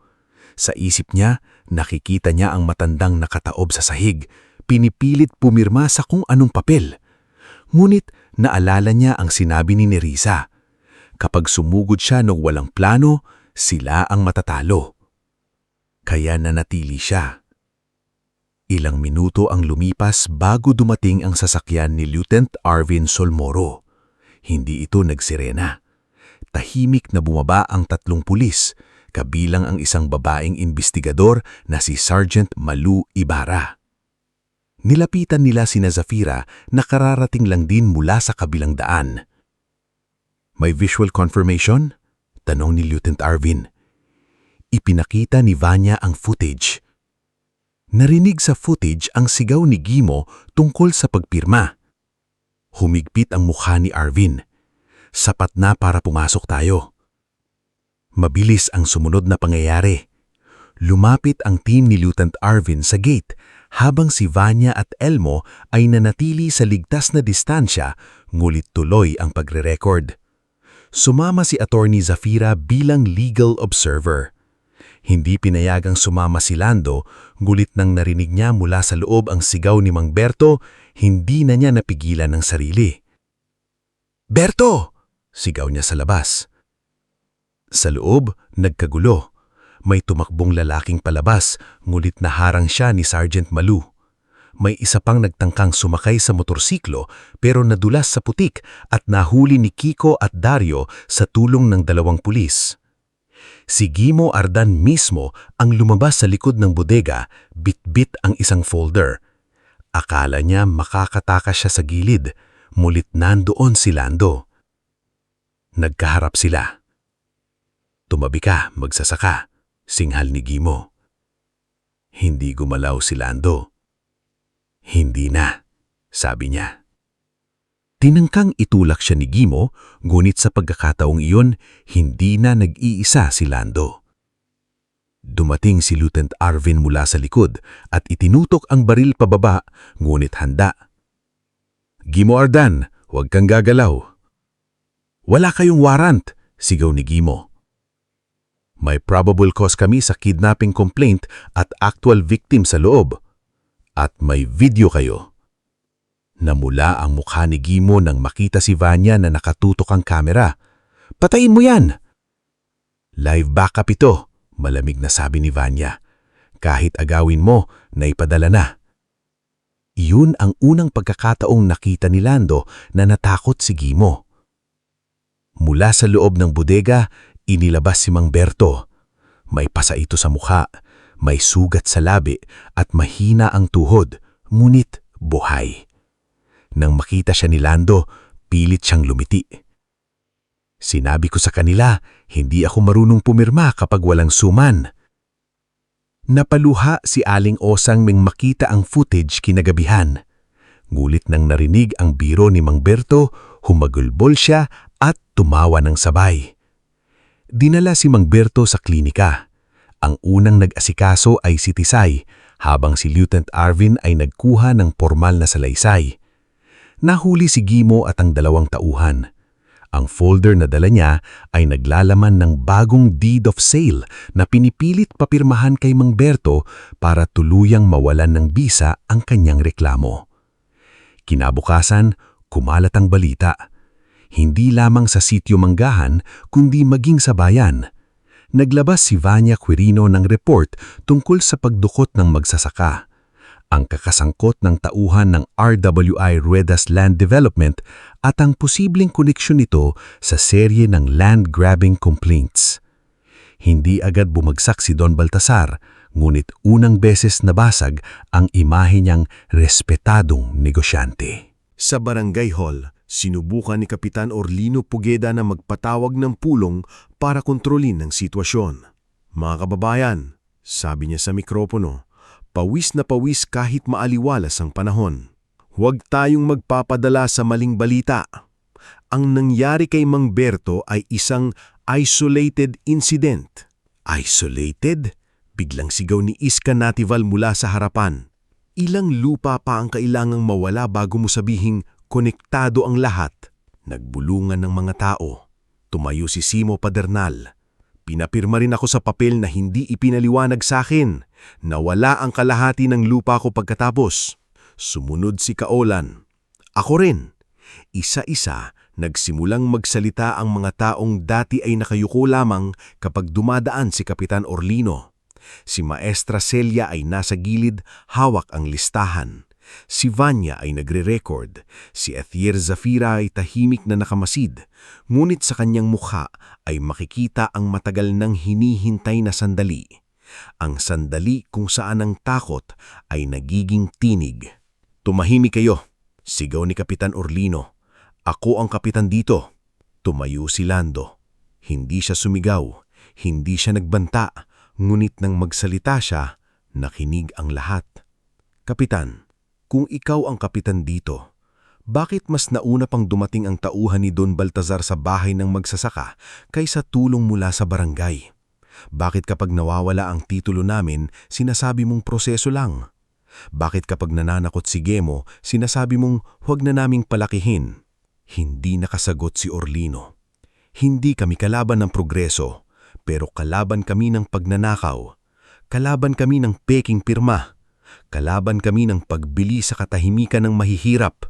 Nagpalakpakan ng ilan, may mga umiyak, may mga yumuko, hindi dahil sa takot, kundi dahil sa bigat ng katotohanang ngayon lang nailabas. Makalipas ang 2 araw, sinuspinde si Kapitan Orlino habang iniimbestigahan ang kanyang koneksyon sa Ruedas Land Development. Si Gemo naman ay nanatiling nakakulong habang inihahanda ang kaso. Ngunit alam ni Athier Zafira na hindi pa tapos ang laban. Tandaan ninyo, sabi niya kina Lando at ni Risa, si Gemo ay kamay lamang, si Orlino ay pinto lamang. Ang bahay na kailangan nating pasukin ay si Don Baltazar. At tila pinatunayan yon nang dumating mismo si Don Baltazar sa bahay ni Lando kinagabihan. Hindi siya sumugod, hindi siya sumigaw. Dumating sakay ang itim na sasakyan, suot ang mamahaling barong, kasama ang isang abogado at 2 tahimik na bantay. Parang hindi siya natitinag ng mga nangyayari. Lando Bagwis, sabi niya, mahinahon ang boses. Maaari ba tayong mag-usap? Nasa paligid sina Nerissa, Dario, Maestra Celia, Aling Osang at ilang kasapi ng ani ng katotohanan. Hindi na nag-iisa si Lando. Ano ang kailangan ninyo? Tanong niya. Ngumiti si Don Baltazar. Kapayapaan. Inilapag ng abogado nito ay isang folder sa mesa sa labas ng bahay. Binuksan yon. Sa loob ay kontrata, tseke at larawan ng isang bagong bahay sa bayan. Babayaran ko ang lupa mo ng 10 beses sa halaga. Bibigyan kita ng bahay, kabuhayan at sapat na pera para hindi ka na muling magtanim sa putik hanggang buhay. Isang pirma mo lang, tapos na ang gulo. Napatingin si Lando sa tseke. Sa dami ng 0, saglit na sumikip ang kanyang dibdib. Hindi dahil sa kasakiman, kundi dahil nakita niya roon ang lahat ng bagay na ipinagkait sa kanya ng buhay. Maayos na bahay sana kay Perla, ospital na baka masanan nakapagpaligtas dito noon, kaginhawaang hindi niya naranasan. Tahimik ang lahat. Nakita ni Nerissa ang pag-aalinlangan sa mga mata niya. Hindi siya sumalita, hinayaan niyang si Lando ang piliin. Dahan-dahang hinawak ni Lando ang tseke. Tinignan niya iyon ng matagal. Pagkatapos, ipinatong niya ito pabalik sa mesa. Kung tinanggap ko ito 5 taon na ang nakaraan, baka sinabi kong suwerte na ako. Pero ngayon, alam ko na kung saan galing ang perang yan. Nagbago ang mukha ni Don Baltazar. Mag-isip ka, Lando. Hindi ka mananalo sa akin. Hindi ako ang kailangan mong talunin. Buong baryo na. Lumapit si Aling Osang at dumura sa lupa, hindi sa harap ni Don Baltazar, kundi sa tabi ng gulong ng kotse nito. At isama mo ako sa baryong yan. Napangisi si Don Baltazar, pero kita sa kanyang mukha na hindi na siya kasing kumpante tulad ng dati. Kinuha niya ang folder at tumalikod. Pinili ninyo ang mahirap na daan. Hindi, sagot ni Nerissa, unang beses humarap sa kanya nang hindi umiiwas. Ikaw ang gumawa ng daan puno ng dugo, nilalakaran lang namin ngayon para linisin. Umalis ang sasakyan ni Don Baltazar, ngunit bago tuluyang mawala sa dilim, nakita ni Lando ang mukha ng isa sa mga bantay nito, si Sabelio, isang lalaking matangkad, tahimik at may pilat sa kilay. Hindi ito sumalita, ngunit ang tingin nito kay Lando ay parang babala. Sa loob ng kotse, tahimik si Don Baltazar habang hawak ang basong may alak. Katabi niya ang abogado, ngunit hindi niya ito pinapansin. Sa kabilang upuan, nakaupo si Sabelio. Hindi na sapat ang takot. Sabi ni Don Baltazar sa malamig na boses, sinusunog nila ang pangalan ko sa publiko. Ano ang gusto ninyong gawin? Tanong ni Sabelio. Tumingin si Don Baltazar sa labas ng bintana, sa madalim na daan pabalik sa kanyang hasyenda. Hindi na ebidensya ang sisirain natin, sabi niya. Ang sisirain natin ay ang tiwala nila sa isa't isa. Kapag nag-away-away ang mga magsasaka, kahit gaano karami ang dokumento nila, babagsak ang laban nila. Tumanggo si Sabelio.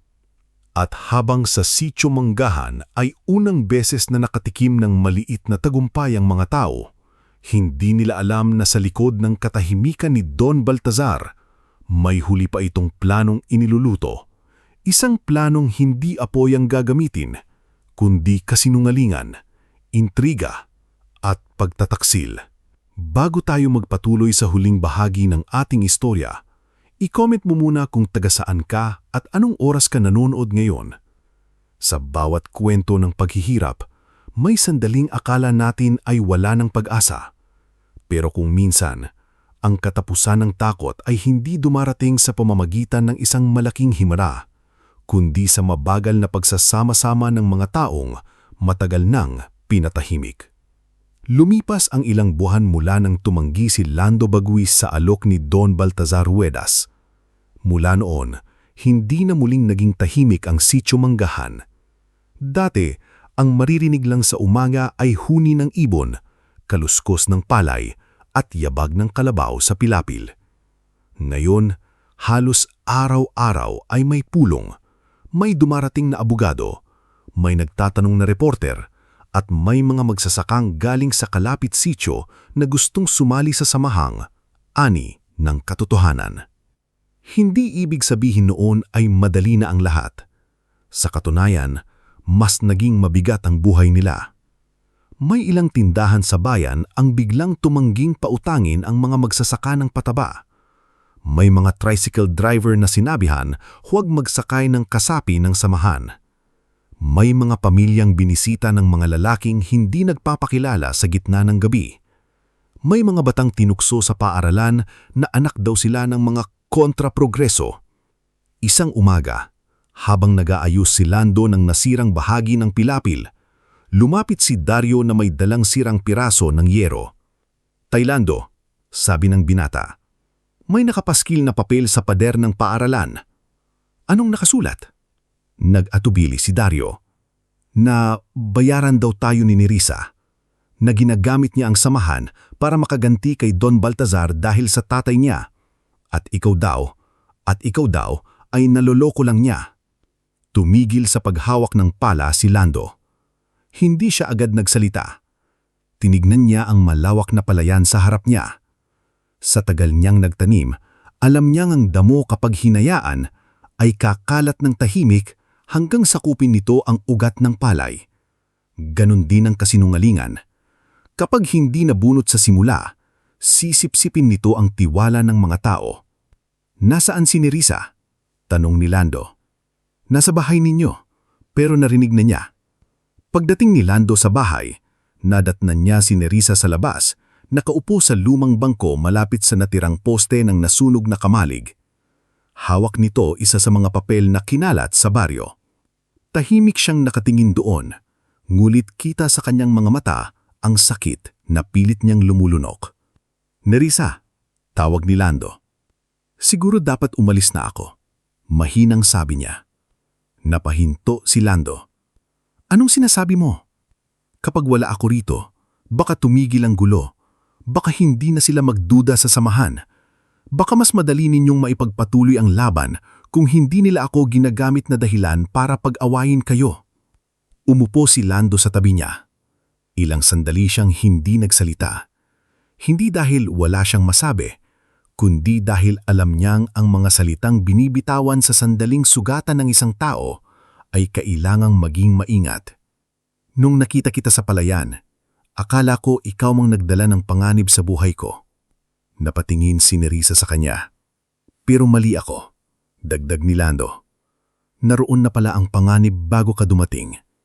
Nasa utang ko, nasa peking papeles, nasa mga taong nakangiti habang kinukuha ang lupa namin.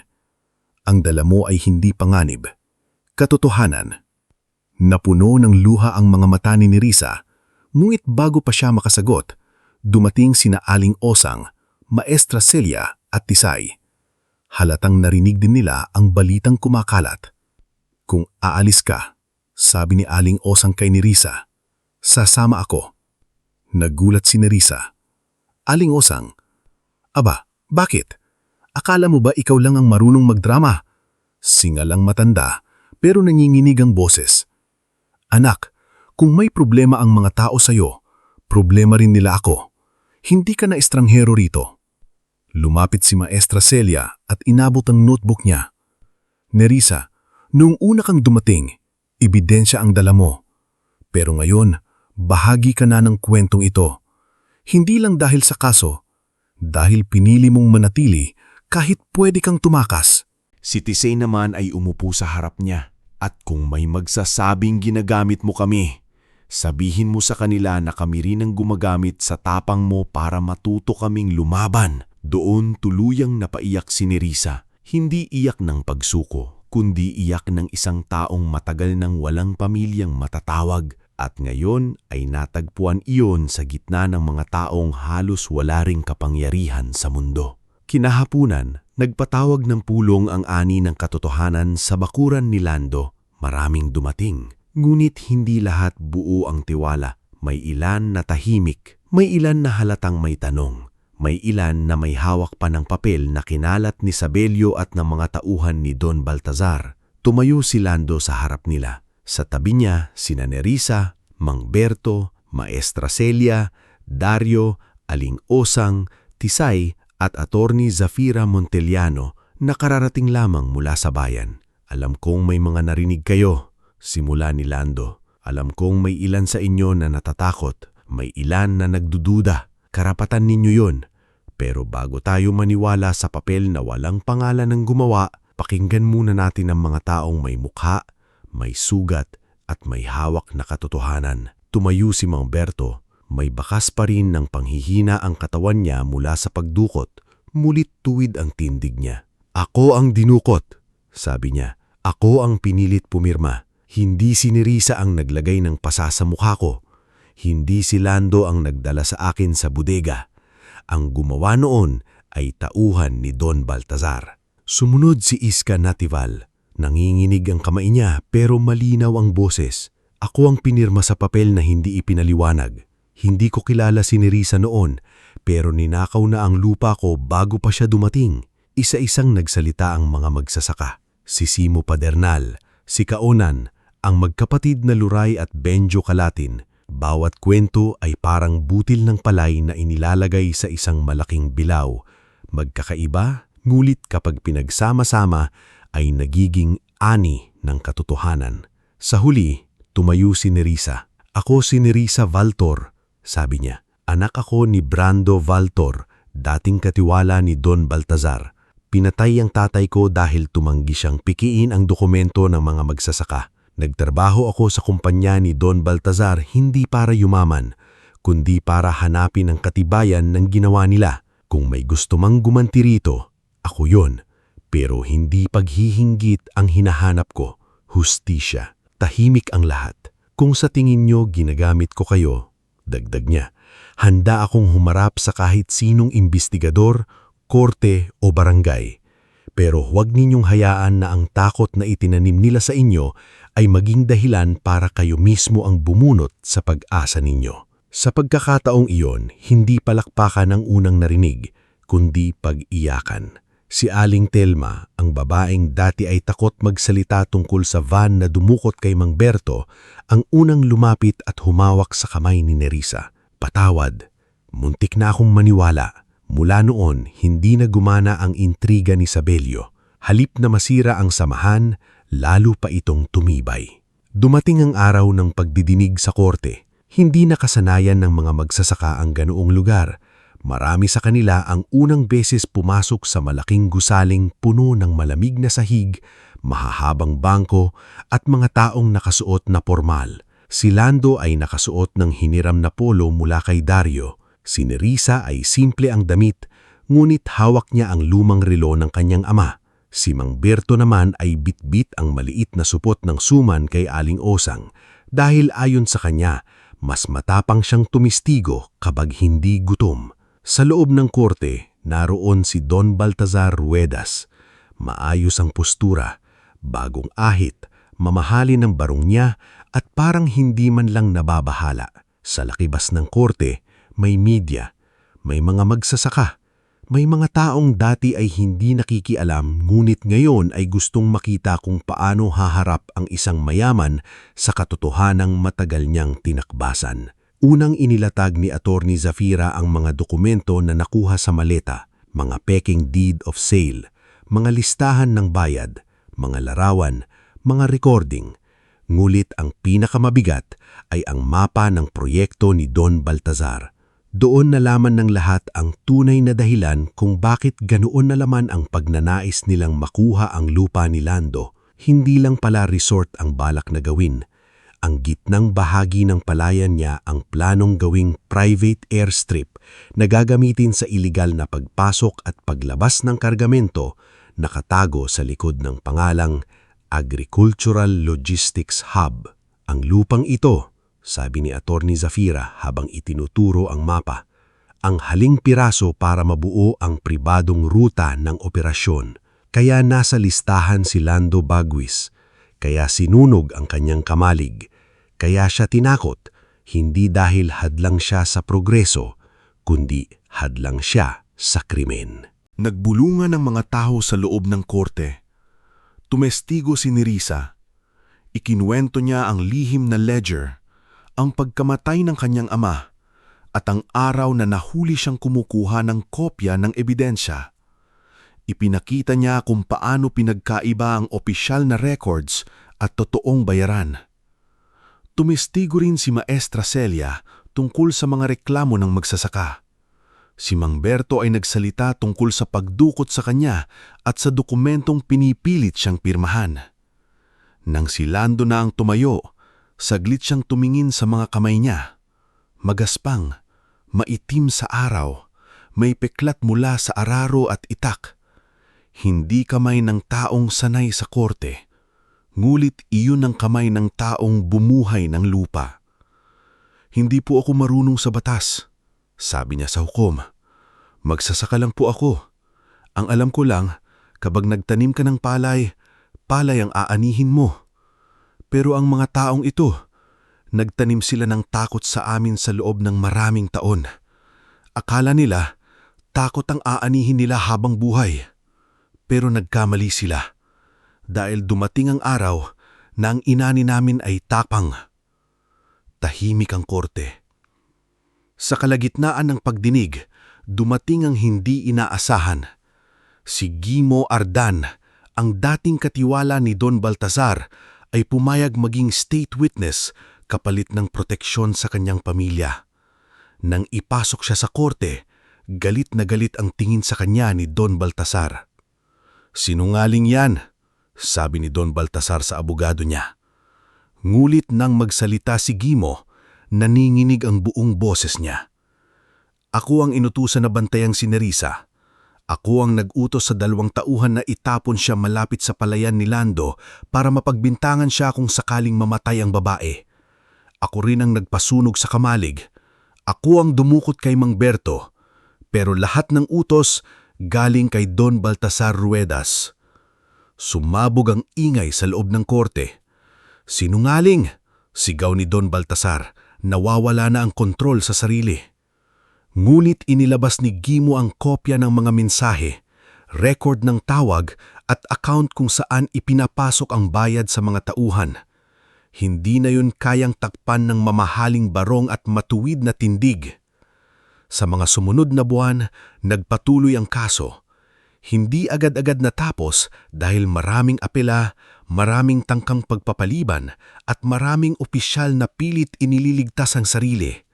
Nguit dahil sa matibay na ebidensya, media attention, testimonya ng mga magsasaka at pagkampi ni Lieutenant Arvin Sulmoro at Sergeant Malu Ibarra sa tamang proseso, unti-unting gumuho ang pader ni Don Baltazar. Si Kapitan Orlino ay tuluyang natanggal sa pwesto at kinasuhan sa falsification at corruption. Si Sabelio ay nahuli matapos sumubukang tumakas, dalang ilang pera at papeles. Si Guimo, bagamat hindi pinawalang sala, ay nabigyan ng proteksyon ng pamilya kapalit ng buong testimonya. At si Don Baltazar Ruegas, ang lalim na minsang kinataktakutan ng buong bayan, ay nahatulan sa kasong kidnapping, land fraud, obstruction of justice at iba pang kaugnay na krimen. Hindi nagsaya si Lando nang marinig ang hatol. Tahimik lang siyang lumabas ng korte. Sa labas, naghihintay ang mga tao ng sitio Manggahan. Umiiyak si Aling Osang. Nakangiti si Dario. Yakap-yakap ni Maestra Celia ang kanyang notebook na halos puno na ng mga pangalan at pangyayari. Si Nerissa ay nakatingala sa langit, hawak ang relo ng kanyang ama. "Panalo na tayo?" tanong ni Dario. Tumingin si Lando sa kanya. "Nagsisimula pa lang tayo." At tama siya. Dahil matapos ang hatol, kailangan nilang ayusin ang mga lupang nawala, ibalik ang mga titulo, tulungan ang mga pamilyang nalulubog sa utang at muling buuin ang tiwalang winasak ng takot. Hindi iyon isang araw lang, hindi isang buwan. Umabot ng 2 taon bago tuluyang naayos ang karamihan ng papeles at naibalik sa mga magsasaka ang lupaing ninakaw sa kanila. Sa loob ng 2 taon iyon, nagbago ang sitio Manggahan. Ang Samahang Ani ng Katotohanan ay naging opisyal na kooperatiba. Ngunit nang pag-usapan nila kung ano ang ipapangalan sa bagong gusaling ipapatayo sa tabi ng talayan, ang unang nagtaas ng kamay ay si Dario. "Palayan ni Perla," sabi niya. Natigilan si Lando. "Para sa asawa niyo. Kasi kung hindi dahil sa pagmamahal niyo sa lupaing naiwan niya, baka matagal na niyong ibenta ito." Walang tumutol. At doon itinayo ang maliit ngulit matibay na gusali ng kooperatiba, ang Palayan ni Perla. Hindi marangya, walang marmol, walang mamahaling disenyo, pero sa loob nito ay may opisina sa mga papeles ng lupa, maliit na silid-aralan para sa legal literacy na pinamumunuan ni Maestra Celia at imbakan ng binhi para sa mga magsasakang nagsisimula muli. Si Nerissa ang naging tagapamahala ng financial records ng kooperatiba. Malinis, maingat at bukas sa lahat ang bawat transaksyon. Nagtayo rin siya ng maliit na scholarship fund na ipinangalan sa kanyang ama, Brando Valtor, para sa mga anak ng magsasaka na gustong mag-aral ng accounting, agriculture o batas. Si Dario naman ay nakapag-aral ng mechanical agriculture sa tulong ng kooperatiba. Pagbalik niya, gumawa siya ng murang makinang pampatubig gamit ang lumang piyesa at tuwang-tuwa siyang ipinakita iyon kay Lando. "Tay Lando," Sabi niya, halos hindi magkamayaw sa ngiti. Hindi pa ito traktora, pero simula na. Tinapik ni Lando ang balikat niya. "Mas mahalaga pa ito sa traktora. Gawa mo ito." Si Aling Osang ay nagbukas ng maliit na kainan sa tabi ng kooperatiba. Tinawag niya itong suman ng matapang. Kapag may bumibili at nagtatanong bakit ganoon ang pangalan, isinasagot niya, "Kasi kahit suman, lumalaban kapag tama ang balot." Si Mang Berto ay muling nakapagtanim sa lupang akala niya ay wala na. Mabagal na siyang kumilos, ngunit tuwing umaga ay naroon pa rin siya sa pilapil. May ngiti sa mukha habang tinitingnan ang mga usbong ng palay. Isang hapon, habang papalubog ang araw, tumayo si Lando sa gitna ng kanyang palayan.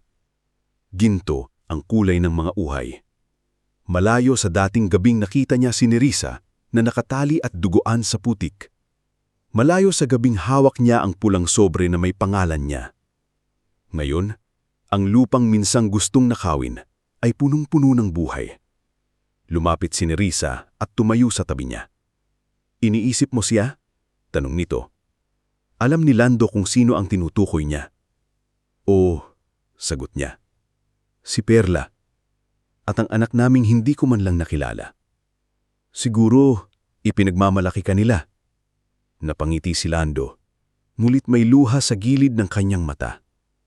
Kinuha niya mula sa bulsa ang lumang larawan ni Perla. Kupas, lukot, ngulit mahalaga pa rin kaysa anumang dokumento. Sabi niya, "Matagal kong akala, naiwan ako rito para magdusa.